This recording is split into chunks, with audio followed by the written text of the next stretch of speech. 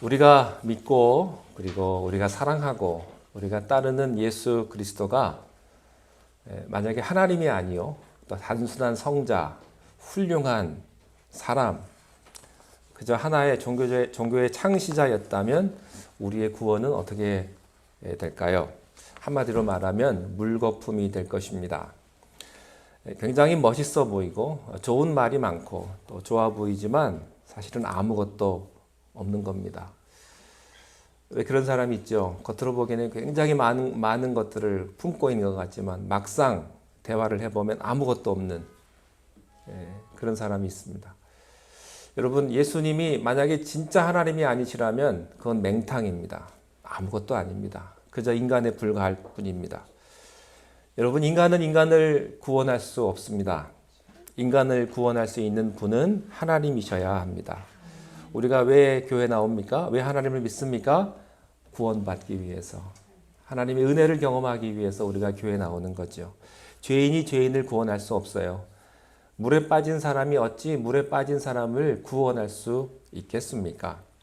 오직 하나님만이 인간을 구원하실 수 있는 것입니다. 자, 그러면 성경에서 말하는 대로 예수 그리스도가 인간이 아니라 그저 한 인간이 아니라 그가 진정 하나님이시고 하나님의 아들이셨다면 우리의 구원은 어떻게 될까 하는 겁니다. 거짓말 같지만 확실하게 구원받습니다. 믿어지지 않지만 우리는 가끔 그런 말 하죠. 믿거나 말거나. 믿기지 않을 때 이게 너무나 엄청나서 우리가 믿기지 않을 때 그런 말들을 하는데 여러분, 자기 자신이 천국 간다는 게 믿어지십니까? 네? 우리가 믿습니다 말은 합니다만 내가 죽은 다음에 영원한 하늘나라 하나님이 계신 내가 천국으로 간다. 이게 엄청난 말이기 때문에 사실은 실감이 잘 안 될 때가 있어요. 네. 우리가 믿는 하나님이 정말로 하나님이시라, 정말 예수님이 정말로 하나님이시라면 우리의 구원도 또 우리의 영생도 또 기적도 또 축복도 문제가 안 됩니다. 여러분, 하나님이 기적을 일으키는데 뭐가 문제겠습니까? 천지를 창조하신 하나님께서 우리를 구원하시는데 우리를 천국으로 인도하시는데 무슨 문제가 되겠습니까? 죽었다가 살아나는 게 무슨 문제가 되겠어요? 하나님이신데 2000년 전에 태어나신 분이 오늘 여기 계신다 한들 무슨 문제가 되겠습니까? 그분이 하나님이신데 요한복음은 말합니다. 예수 그리스도는 하나님이시다. 참 하나님이시다. 이렇게 단언합니다. 자, 오늘 1장 14절 말씀 함께 읽음으로 오늘 말씀 시작하겠습니다. 시작. 말씀이 육신이 되어 우리 가운데 거하심에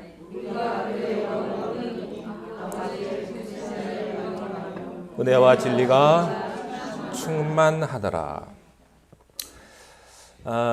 사도 요한은 요한복음을 쓰면서 말씀이 되어 우리 가운데 거하셨다. 이렇게 단도직입적으로 선언을 합니다. 여러분, 말씀이 육신이 되셨다. 이 말을 그냥 지나치지 않게 되시기를 바랍니다. 하나님은 어떤 분이십니까? 성경은 하나님을 비인격적인 분으로 묘사하지 않아요. 하나님을 물질적으로 묘사하지 않습니다. 성경에서 하나님을 묘사할 때는 인간이 가질 수 있는 언어, 인간이 이해할 수 있는 언어, 인간이 해석할 수 있는 언어의 극치의 한 단어를 선택했는데 그 단어가 바로 말씀이라는 단어입니다. 이것은 어떤 다른 종교에서나 다른 어떤 곳에서도 발견할 수 없는 우상적인 개념이 전혀 없는 인격적이고 또 영원한 그런 표현이에요. 하나님은 말씀이시다 하는 거예요. 창세기 1장 1절에 보면 태초에 하나님이 천지를 창조하셨는데 무엇으로 창조하셨습니까? 말씀으로. 빛이 있으라 하심에 빛이 있었더라. 요한복음 1장 1절 말씀에 보면요. 태초에 뭐가 계셨어요? 말씀이 계시니라. 태초에 하나님이 계시니라 이렇게 말하지 않고요. 태초에 말씀이 계셨다 이렇게 말하고 있습니다. 여러분, 하나님이라고 하면 우리는 교회 나오니까 야훼 하나님을 믿는데요. 사람들도 그냥 하나님 믿는 사람이 있어요. 그게 뭔지는 몰라요. 그저 범신론, 모든 다른 종교, 우상의 하나님과 혼돈되기 때문에 여러분, 야훼의 하나님, 절대자 하나님, 창조주 하나님, 인격적인 하나님. 우리 하나님은요, 인격적이신 분이세요. 하나님은 홀로 존재하시는 그런 고독한 분이 아니십니다. 하나라고 하는 것은요, 언제나 고독한 거예요. 그래서 우리가 관계 속에 없으면 인간은 고독합니다. 인간은 사회 속에, 사회적인 관계 속에만 있어야 그게 인간의 참된 모습을 가질 수가 있는 거예요. 인간은 무인도에서 혼자 살 수 있는 그런 존재가 아닙니다. 로빈슨 크루소처럼 혼자 가가지고 거기서 개척해가지고 혼자 살 수 있는 사람이 아니라는 거예요. 하나님은 홀로 고독한 존재가 아니십니다. 성부와 성자와 성령으로 존재하시는 분이 하나님이세요. 하나님에게도 사회가 있어요.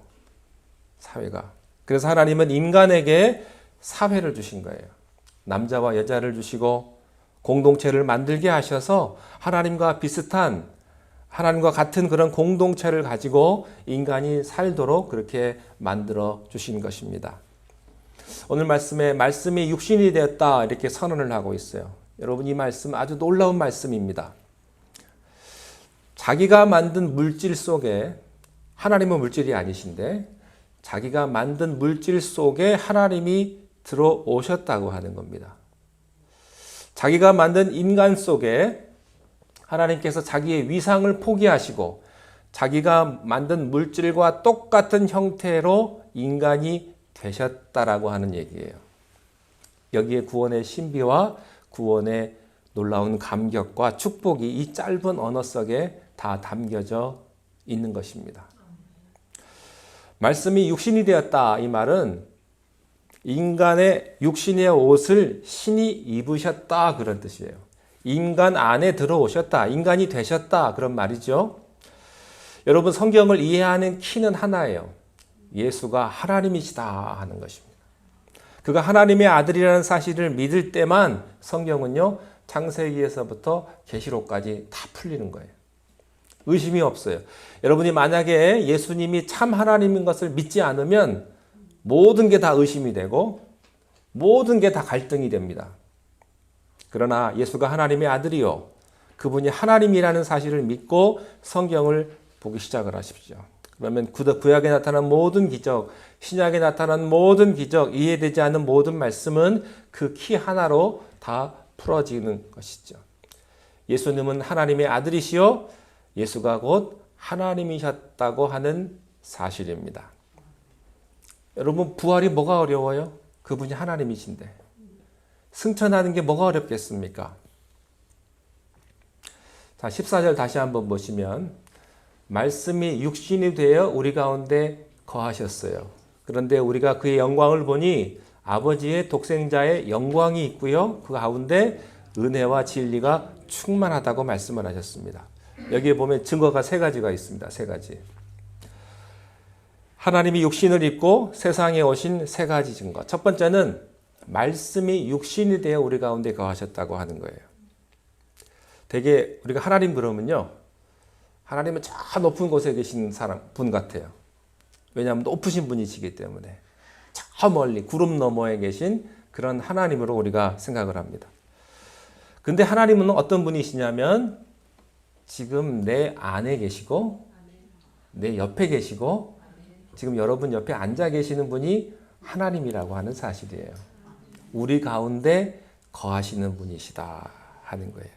나와 함께 임마누엘의 하나님으로서 내 삶에 나같이 더럽고 천하고 또 죄가 많은 인간 안에 들어오시는 그런 하나님이라고 보통 사람들은 생각하지 않아요. 그래서요, 하나님에 대한 두려움이 있어요. 하나님이 가까이 하시면 나의 모든 허물들을 하나님이 다 보시기 때문에 그저 하나님은 멀리 계신 분, 자꾸 밀어내는 거예요. 그러나 성경에 말씀하는 하나님은 어떤 하나님이십니까? 우리 가운데 거하시는 하나님이시다. 죄인 가운데 오시는 하나님이시다 하는 거예요. 영이신 하나님의 육 안에, 물질 안으로 들어오셨다는 것입니다. 이것이 기독교의 진리예요. 기독교의 핵심입니다. 여러분, 이것을 가리켜서 겸손이라고 하는 거예요. 이게 겸손의 본질이에요. 하나님이 인간이 되신 것, 그것을 가리켜서 겸손이라고 하는 것입니다. 이것이 구원의 본질입니다. 말씀이 육신이 되어 인간이 되어서 자기를 포기하고, 그래서요, 기독교의 본질은요, 자기 포기예요. 자기 포기. 크리스찬의 본질은 어디에 있느냐? 자기 포기에 있는 거예요. 혹시 아내들이 혹시 그런 생각, 아내분들 혹시 남편에게 그런 생각 해보지 않으셨어요? 내가 아내인데 왜 나에게 이렇게 대우해 주느냐? 혹시 그런 생각 해보신 적 없으세요? 내가 남편인데, 내가 가장인데 나에게 이런 대접을 해줄 수 있느냐? 혹시 그런 생각 해보신 적 없으십니까? 내가 교회 권사요, 내가 교회 집사인데 나에게 이럴 수 있느냐? 혹시 그런 생각 가진 적 없으세요? 저는 가끔 있어요. 내가 목사인데, 그래서 내가 우리 교회 담임 목사인데, 그런 생각 들 때가 있어요. 그럴 때마다 여러분 포기하셔야 됩니다. 내가 상처받고 내가 힘들 때마다 저는 그래요. 나는 목사가 아니다. 우리 교회 청직이다. 그런 생각할 때가 있어요. 예. 여러분 그거 내려놓으셔야 돼요. 그러니까 내가 어떻게 잘하고 못하고에 상관없어요. 가끔씩 그럴 때가 있어요. 서운할 때가 있단 말이죠. 여러분들이 교회에서 신앙생활하고 함께 공동체로서 서로 이렇게 관계 속에 살다 보면 섭섭할 때가 있을 수밖에 없어요.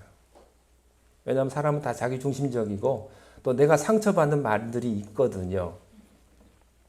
키가 큰 사람은요, 키가 큰 게 핸디캡일 수 있고요. 키가 작은 사람은 키가 작은 게 핸디캡일 수 있고요. 또 몸이 너무 마른 사람은 내가 너무 마른 게 핸디캡일 수밖에 없기 때문에 그런 말을 들을 때 상처받거든요. 그래서요, 여러분 그때 자기 자신을 포기하셔야 됩니다. 나는 내가 아니다. 나는 내가 아니다. 기독교의 본질은 그거예요. 자기를 포기하는 거예요. 자기 위치를 포기하는 것이죠. 내가 높은 자리에 있지만 그 높은 자리를 포기하고 내려오는 거예요. 그게 겸손이라고 하는 것입니다. 여기 거하신다라는 말씀이 있는데요. 성경적으로 보면 구약에서부터 이것을 찾을 수가 있습니다. 바로 그것이 성막이에요. 모세 때 하나님께서 모세에게 한 텐트를 만들라고 말씀하셨어요. 한 텐트를 지었어요. 성막을 지었죠. 그 성막 안에는 법궤가 있고요. 또 여러 가지 제사법들이 다 있습니다. 이 성막은 뭐예요? 인간이 하나님을 만나는 장소예요. 어떻게 만납니까? 짐승을 죽여서 그 짐승의 피를 뿌려서 인간의 죄를 씻어서, 하나님은 죄인으로 인간을 만나지 않으십니다. 하나님은 죄를 용납하지 않으세요. 그래서 하나님은 인간을 사랑하시되 그 죄를 용서하셔서 죄를 하나님이 직접 씻어주셔서 깨끗하게 만들어주신 다음에 우리를 만나시는 거예요. 그래서 교회에서요, 자꾸 여러분 회개하라 하는 말이 다른 게 아니에요. 내 죄된 모습으로 하나님 만날 수 없기 때문에 우리의 모든 죄된 것들을 예수 그리스도의 이름으로 회개하라고 자꾸 얘기하는 거예요. 그리고 우리를 만나주시는 것이죠. 그것이 성막이었습니다. 그래서 구약에서는요, 구원받는 방법이 염소나 송아지를 죽여가지고 그 피를 가지고 성막에 들어가서 불로 임했던 하나님을 만났던 것이죠. 그렇기 때문에 구약의 성막은 하나님을 만나는 장소요, 하나님께 용서받는 장소요, 회복되는 장소고 또 구원받는 장소이기도 했고요. 희망과 용기를 갖는 장소가 바로 성막이었다고 하는 것입니다. 여러분, 인간이 하나님을 찾아가는 것이 아니라 하나님이 인간에게 찾아왔던 것이 바로 이 성막인데, 이제는 성막으로 하지 아니하시고 예수님이 직접 인간의 몸을 입고 그리고 오셔서 예수님이 성막이 되신 거예요. 그게 십자가입니다. 누구든지 예수 그리스도를 믿으면, 영접하면 하나님이 그 안에 거하시고 그 사람은 하나님의 구원을 경험할 수 있게 되는 것입니다. 이것이 바로 말씀이 육신에 대해 우리 가운데 거하셨다 하는 그런 의미예요. 성막으로 오신 하나님은 이제 친히 성막을 가르시고 돼지나 염소의 피로 하지 아니하시고 하나님의 아들 예수 그리스도의 피로 우리를 친히 구원하셨다는 메시지가 바로 여기에 있는 것입니다.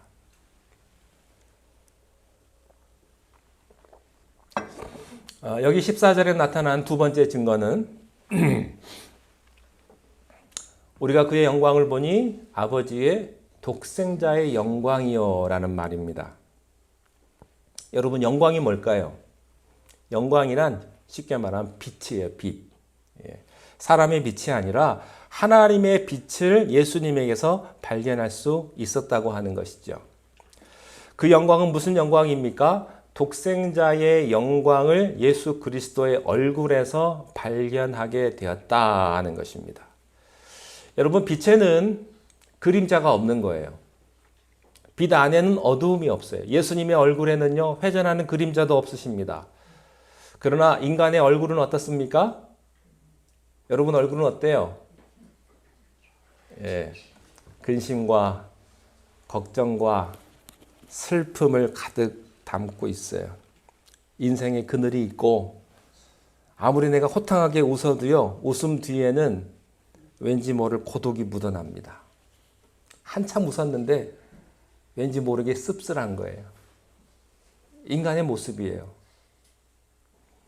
하지만 예수님의 얼굴에는 아버지의 독생자의 영광이 가득합니다. 독생자의 영광은 성부, 성자, 성령의 삼위일체의 그 성자의 영광을 말하는 거예요. 예수 그리스도에게서 아버지의 독생자의 영광을 볼 수 있다고 하는 것입니다. 어떤 사람은 이렇게 해석해요. 예수님이 하나님의 아들이니까 하나님이 가장 높고 그 다음에 하나님이 조금 낮고 이렇게 여호와의 증인식으로 해석을 해요. 그래서 여호와의 증인은요, 하나님이 제일 높다는 거예요. 그러니까 모든 게 다 하나님 위주예요. 그래서 여호와의 증인이에요. 우리는 예수님의 증인, 주님의 증인이 되어야 하는데 하나님이 가장 높으신 분이시니까 이걸 동격으로 보지 않는 거예요. 여러분, 그렇지 않습니다. 사실은 하나님과 예수님과 성령님은 동격이에요. 그 영광의 모습이 다를 뿐이지 똑같은 권위를, 똑같은 하나님의 모습을 갖고 있다고 하는 사실이죠. 여기 독생자의 영광이라는 말은요, 두 가지 뜻이 있어요. 하나는 말 그대로 독생자의 영광이고 또 하나는 독특한 영광이라고 하는 것입니다. 예수님의 얼굴은 하나님의 얼굴이고요, 독특한 영광의 얼굴이세요. 그래서요, 예수님을 믿는다라고 하는 것은 예수님의 영광의 얼굴을 바라본다는 의미가 있어요. 우리가 가끔 그렇죠. 처음에 이제 교회를 나오시거나 그런 분들 보면 우리가 좀 이제 믿어보겠다, 내가 믿겠다, 그러고서 이제 교회를 나옵니다. 근데 한 달 못 가서 안 믿어요. 그러니까 믿었다 안 믿었다 그래요. 왜 그런지 아세요? 하나님의 영광의 모습을 바라보지 않기 때문에 그래요. 다 자기 중심적이에요. 믿음도 자기 중심적이에요. 내가 믿어보겠다 하면 믿는 거고, 내가 안 믿겠다 그러면 안 믿는 거예요. 하나님의 영광의 모습을 내가 본 적이 없기 때문에 하나님에 대한, 예수 그리스도에 대한 그 영광에 대한 묵상, 깊은 묵상이 내가 없기 때문에 믿었다 안 믿었다 하는 거예요. 믿었다 안 믿었다. 오늘 믿고 한 달 후에 안 믿고. 우리 안에 거하시는 예수님을 만나는 것이 바로 그분을 믿는 일입니다. 많은 사람들이 예수님을 믿는다고 하면서도 공허함을 느끼는 이유가 그저 아무 생각 없이 예수님을 믿은 거예요. 그래서 신앙생활이 힘들죠. 믿음에 의심이 들고 낙심하는 것은 이런 독생자의 영광을 본 일이 없기 때문에, 예수님을 깊이 묵상하지 않기 때문에 그렇게 되는 것입니다. 저는 여러분들께서 예수님을 깊이 묵상할 수 있기를 바랍니다. 사람이 사랑하면요, 사랑하는 사람을 깊이 묵상해요. 그죠? 그렇지 않습니까?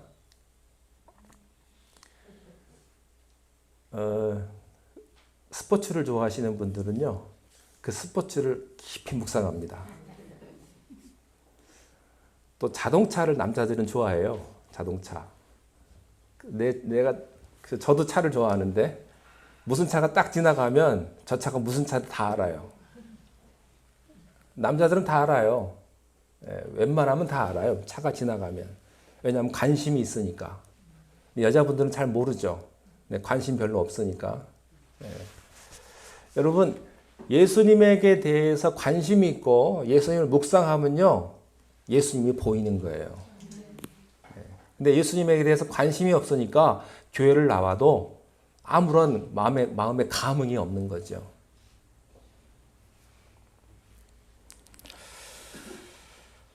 세 번째입니다. 예수님에게서 은혜와 진리가 충만하신 것이 증거가 돼요. 마지막에 이렇게 되어 있죠. 은혜와 진리가 충만하더라.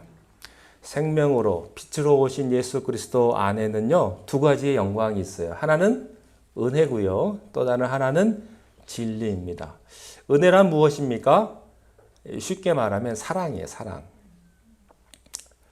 조건 없이 무제한적으로 주어지고 거부할 수 없는 사랑. 그게 은혜입니다.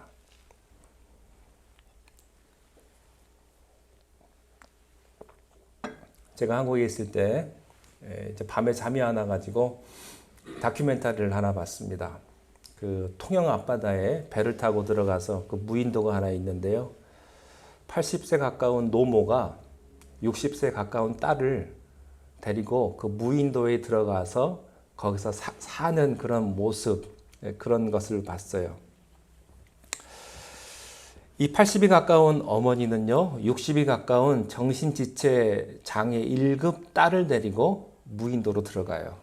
왜냐하면 육지에서는 살 수가 없기 때문에. 그 딸만을 위해서 수돗물도 나오지 않고 전기도 들어오지 않는 그 무인도로 들어가서 그 딸을 돌보며 살아갑니다. 아침, 점심, 저녁 따뜻한 밥 3끼를 먹이고요. 그 딸이 물가에 갈까, 불가에 갈까, 노심초사하며 그 딸 하나를 바라보면서 살아요.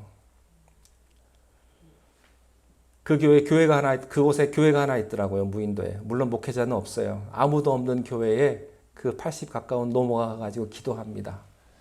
내가 죽으면 내 딸은 누가 돌봐줄 사람이 없을 텐데, 우리 딸은 어떡합니까? 그렇게 울면서 기도하는 그런 모습을 봤어요. 아들은 5이나 있지만 육지에 나가서 들어오지 않아요. 오직 딸만을 위해서. 그 딸은요, 이가 다 빠졌어요. 아무것도 할 수 없어요. 누군가가 돌보지 않으면 그 딸은 곧 죽게 될 거예요. 그러니까 80에 가까운 엄마가 건강하더라고요. 왜냐하면 건강하지 않으면 딸을 돌볼 수가 없기 때문에. 그리고 그 딸을 위해서 모든 것을 다 바쳐서, 모든 것을 집중해서 그 딸을 사랑하는 그런 모습을 보았습니다. 어머니는 모든 것을 희생하고요. 어머니는 모든 것을 그 딸을 위해서 그의 삶을 살아갔던 것입니다. 하나님의 사랑이 이런 거예요. 그 다음으로는 진리의 영광입니다. 여러분, 진리는요, 진실을 말하는 거죠. 거짓되고 과장되고 속임수가 없는 거예요. 성경에 보면은 장사하는 사람이나 사업을 하는 사람들은 조금씩 저울 눈금이나 양심을 속인다고 말씀을 합니다. 재판하는 곳에 가면요, 재판은 공정한 재판을 원칙으로 하죠. 근데 여러분, 세상 재판은 공정합니까? 진짜 공정할까요? 물론 공정하다고 말해야 되겠죠. 예. 여러분, 돈 많고 권력 많은 사람하고 가진 것 없고 아무것도 없는 힘없는 사람 앞에서 공정할까요, 세상은? 법원에 가면요, 코트에 가서 재판하는 데 가면 이렇게 저울 하나 들고 있어요. 눈 가리고. 근데 세상 재판이 눈 가리고 그렇게 재판할까요? 네, 그렇지 않아요. 여러분, 세상 재판은 불공평한 거예요. 세상 재판을 향해서 공정하기를 바라지 마십시오. 왜 그렇습니까? 인간이 불공정하기 때문에, 인간의 지식과 학문이 불완전하기 때문에 그런 것입니다. 그러나 예수님의 말씀은 완전합니다. 그리고 진실합니다. 자, 15절 넘어가겠습니다. 15절입니다. 시작. 그에 대하여 증언하여 외쳐 이르되 내가 전에 말하기를 내 뒤에 오시는 이가 나보다 앞선 것은 나보다 먼저 계심이라 한 것이 이 사람을 가리킴이라 하니라. 그렇죠. 사도 요한은 예수님보다 6개월 먼저 세상에 왔지만 세례 요한보다 훨씬 더 영원 전부터 계셨던 분이 바로 예수 그리스도이십니다. 자, 16절 시작. 우리가 다 그의 충만함에서 받으니 은혜 위에 17절 율법은 모세로 말미암아 주어진 것이요 은혜와 진리는 예수 그리스도로 말미암아 18절입니다. 본래 하나님을 본 사람이 없으되 아버지 품속에 있는 독생하신 하나님이 나타내셨느니라. 아멘. 우리 주님은 은혜와 진리가 충만하십니다. 사랑이 충만하신 분이시고요. 공평하신 분이십니다. 그래서 누구든지 우리 주님 앞에 나아가면 주님의 은혜와 주님의 사랑과 주님의 도우심을 경험할 수 있습니다. 이 주님의 축복이 여러분 모두에게 함께 하시기를 축원합니다. 기도하겠습니다. 말씀이 육신이 되어 우리 가운데 거하시며 참 인간의 모습으로 이 땅에 오신 하나님의 아들 예수 그리스도를 바라봅니다. 우리가 주님을 바라보니 주님의 영광이 우리 가운데 임하게 하시고 그리스도를 영접하는 자 참된 구원의 축복을 허락하시는 주님의 은혜를 우리가 다 누릴 수 있도록 우리의 삶을 축복하여 주시옵소서. 예수님의 이름으로 기도하옵나이다. 아멘.